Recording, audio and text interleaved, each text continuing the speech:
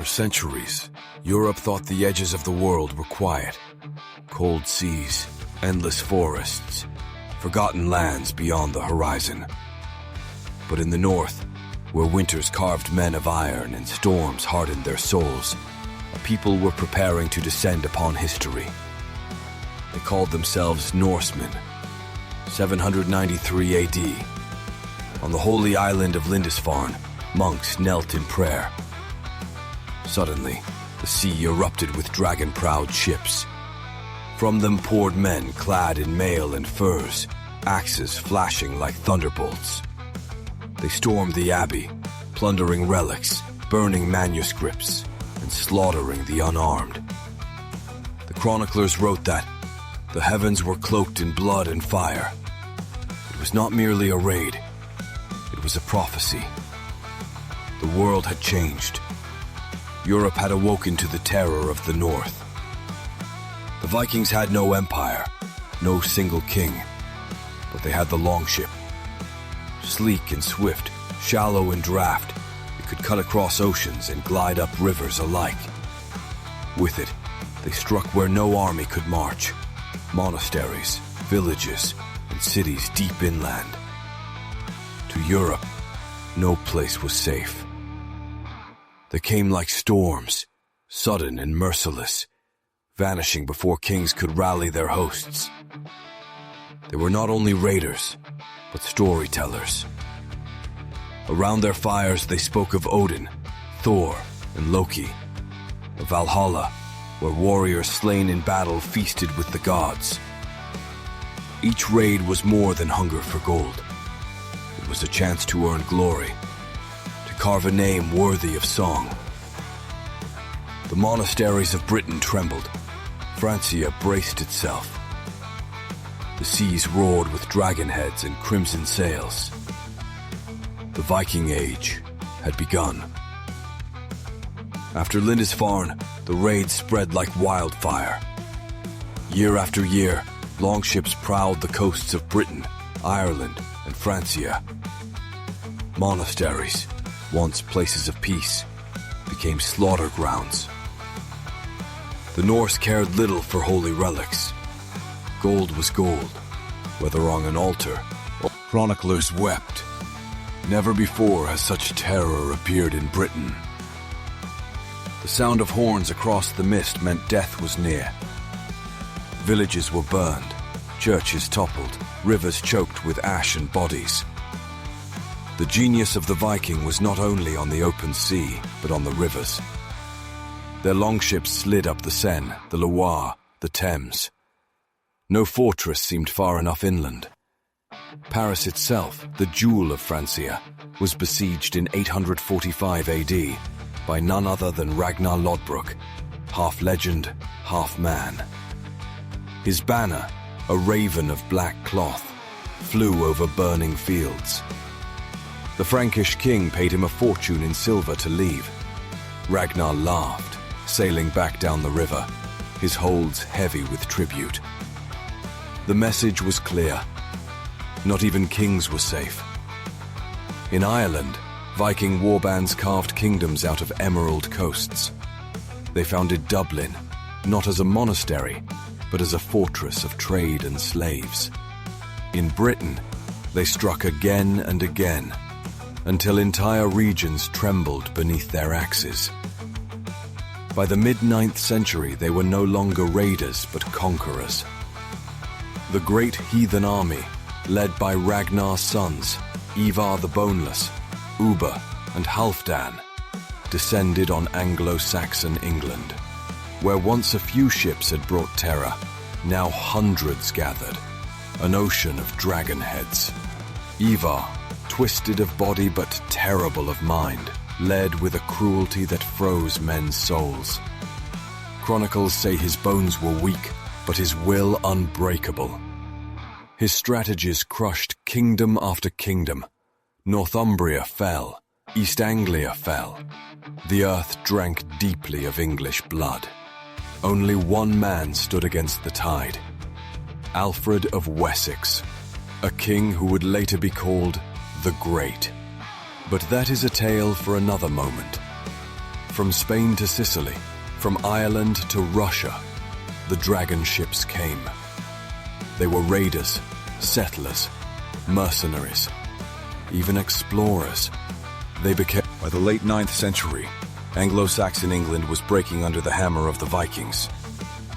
Northumbria had fallen. Mercia was shattered. East Anglia lay in ruins. Only Wessex in the south still stood free. Its king was a young man named Alfred, weary, outnumbered, but unyielding. When the Great Heathen Army swept into his lands, Alfred fought with desperate courage. But the fury of the north was overwhelming. Forced into hiding, he fled into the marshes of Somerset. A king without a crown, his people enslaved, his throne reduced to ashes. Yet from those swamps, Alfred struck back. Gathering loyal warriors, he launched sudden raids against the Danes. Like the Vikings themselves, he became a master of ambush and retreat, wearing down his enemies. He raised a new kind of army, men trained to fight swiftly, ready to gather at a moment's call. Most of all, Alfred inspired faith. While the Northmen fought for plunder and glory, Alfred fought for survival, for the land of his fathers, for the soul of his people. In 878 AD, Alfred gathered his strength. With his banner raised high, a white cross on a field of blood, he met Guthrum, the Danish king at Edington. The shield walls crashed like thunder. Spears shattered, swords rang. Viking fury clashed with Saxon desperation. Hours bled into hours until Alfred's line surged forward with unbreakable force. The Danes broke. Guthrum was defeated, and in a moment unthinkable, the pagan warlord agreed to be baptized as a Christian, taking Alfred's god as his own. The tide of conquest had been checked. From that victory, Alfred rebuilt his kingdom. He raised fortified towns, burhs, where his people could flee during raids. He created fleets to fight the Vikings on the water. He reformed laws, preserved learning, and gave England a heartbeat of unity. Though the Vikings still ruled great swaths of the land, the Danelaw, they would never again conquer England in full. Alfred had shown that even against impossible odds, courage and faith could turn back the storm. The clash of Alfred and the Vikings was not the end, but the beginning of something new. For in time, the Norse settlers would plant roots, mix blood with the English, and carve a strange new identity. What began in fire was slowly becoming a nation. After Edington, England was divided. To the north and east stretched the Danelaw, lands ruled by Norse law, where the raven banners flew and old gods were worshipped. To the south and west, Alfred's Wessex endured. For a time, England was a land of two peoples, Saxon and Dane, bound together by fragile oaths and uneasy peace. Yet the Norse were no longer only raiders. They built farms, towns, and trade routes. They left behind not just scars, but roots. Beyond England, the Norse dream grew bolder. In Francia, a warlord named Rollo laid siege to Paris again and again. At last, the Frankish king, weary of fire and ruin, offered him a bargain, land for loyalty.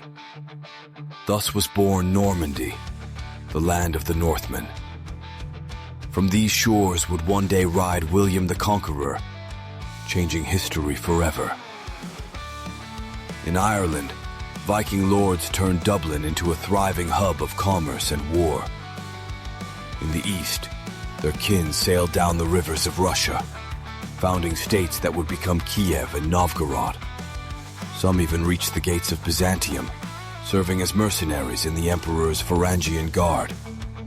The Northmen who once mocked the cross slowly bent before it, some by choice, others by the sword. many by the pull of time. Kings were baptized, churches were raised, and the children of Vikings learned Latin prayers. The world that once feared them was becoming their world too. Even in the 10th and 11th centuries, new waves came. The invasions of Sweyn Forkbeard and his son Canute the Great, who for a time ruled not only Denmark, but also England and Norway. A North Sea empire carved by axe and sail. But these were not mere raids of plunder. There were kings claiming thrones, forging dynasties. The Viking Age was no longer the age of raiders. It was the age of rulers. By the end of the 11th century, the Viking Age faded into history. The longships no longer haunted every horizon, but their legacy remained. In the blood of nations, in the names of towns, in the courage of sagas told by firelight. They had come as destroyers and left as builders. They had arrived as pagans and departed as kings. And though centuries have passed, the world still whispers their name with awe and dread. Vikings.